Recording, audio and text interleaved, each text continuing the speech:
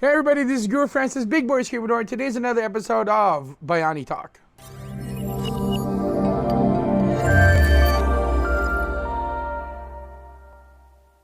Hey everybody, this is Guro Francis, Big Boy Eskriamdor, and today's another episode of Bayani Talk. And today I'd like to talk about why Filipino martial arts is great as for a hobby.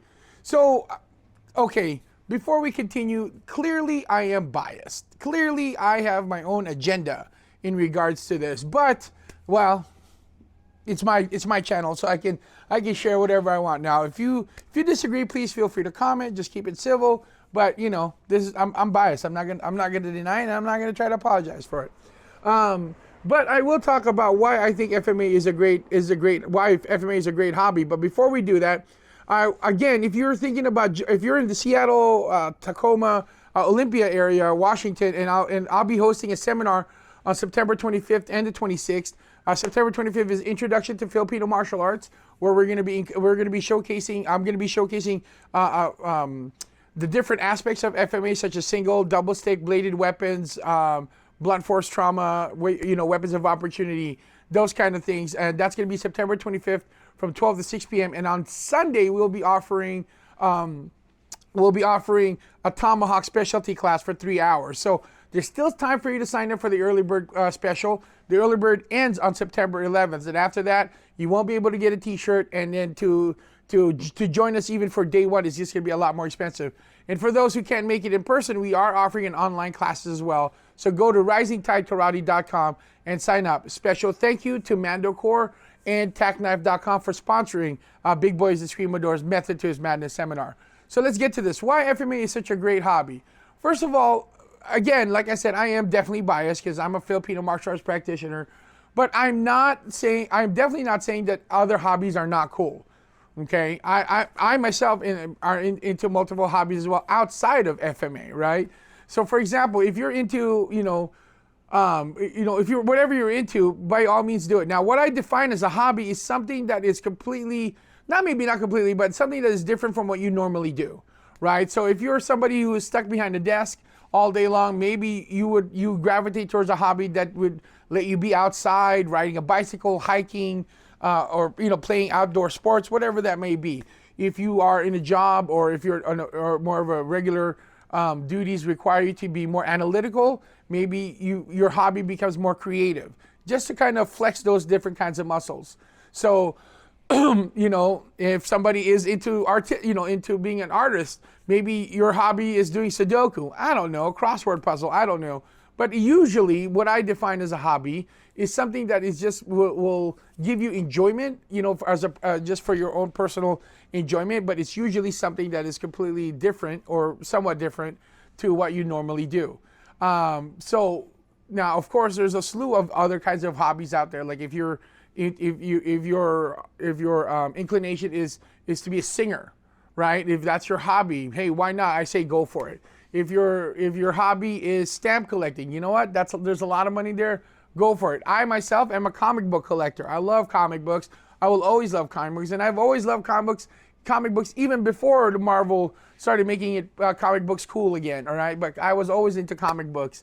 I'm also into photography, right? Those are the things that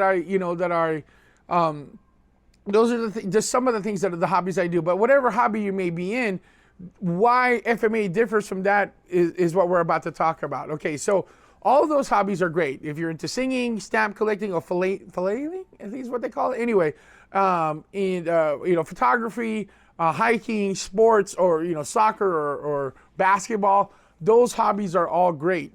It gives you a thing to do something outside of what you normally do.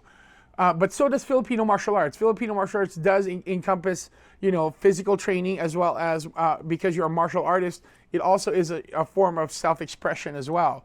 If you ever see any of my students, compete, you will see that they fight completely different from each other, because I encourage individualism when it comes to their techniques. But the one thing that differs from those hobbies to FMA, like for example, if you're into singing, if somebody was to attack you, what are you going to do? Sing them a lullaby? Right? If you're into stamp collecting, what are you going to do? Write a letter? I don't know. Photography, take the picture. You know, soccer or basketball, what do you do? Dribble a ball to your opponent? To the person that's attacking you? No, and this is where FMA comes in. FMA will allow, you know, if somebody was to mess with you, it's a hobby that you can then use to protect yourself and your loved ones, right? It allows you to be able to defend yourself and defend the people that you care about, while all these other hobbies, although great, does not provide that kind of level, you know, that doesn't have that byproduct to learning this type of hobby. Second thing, if you're Filipino, you know, FMA is our culture. Right? Now, again, I'm not knocking any hobbies out there. And again, I am very, very much biased, right? But FMA is part of our culture. So it's a way for you to know about our culture, about how we do things, how we train, especially most of the FMA practitioners I know and instructors I know connects it to our culture. Why we do what we do, why we say, like, for example, in my school, I require all my students to call me sir, not because it's of ego, but because in Philippines we always show respect to our elders. Like we always say "opo" or we say yes sir, equivalent to that, or yes ma'am if you're a woman. But we're always showing respect to our elders, and this is the English equivalent to that when my students call me guru or sir at all times. Now, if you've ever been to the Philippines or if you ever know people from the Philippines, you know that in the Philippines there's a certain, like, you know, we call people by their job occupation. So if they're, I mean, usually here in America, the only people that we call that way are doctors. You know, we call them doctor this or doctor that, right? But in the Philippines, if you're an architect, they don't just call you Bob, they call you Architect Bob. If you're a lawyer, they call you Attorney Bob. If you're an engineer, they call you Engineer Bob. Because because we show respect, that not because we're beholden or anything like that, but we show respect and we recognize the hard work it took for you to become an engineer, to become an attorney, to become an architect. That is recognized within the Filipino culture. Hence why the word guru for me is that I've earned this title. I've been certified by my school to be considered as a guru. Hence why I require my students to call me guru. Again, not because of ego, but because it is a recognition of my accomplishment. Okay. The third thing, the reason why I say you should do FMA is a great hobby for my non-Filipinos friends. Well, because for my non-Filipino friends and family, I mean, why not? It will teach you also the same culture and respect. Now, I'm not saying your culture doesn't have that, but it'll show you a different perspective of that kind of respect. That Filipino culture is way beyond just the food, although it's great. I'm not going to deny it. But it goes beyond the food. There's such a rich culture there, not just the food and not just the dance, but the martial arts component of it. Now, if you think about most of the Filipinos that you know, you most likely know that Filipinos are very hospitable, very cheery people. But there's also an aspect of there's a mandirigma side of us. We're warriors. So we're not the people to mess with, right? So that teaches you something about the way Filipinos act and the way Filipinos think, right? And then when you coincide that with Filipino martial arts, you realize that the way we train is directly related to our culture and the influence our culture brings us. So that's another reason for my non-Filipino friends, even to my Filipino friends, to why to do Filipino martial arts as a hobby. And lastly, FMA is just fun. Okay, because we can treat this like a Filipino culture thing. So that means we're treated like family.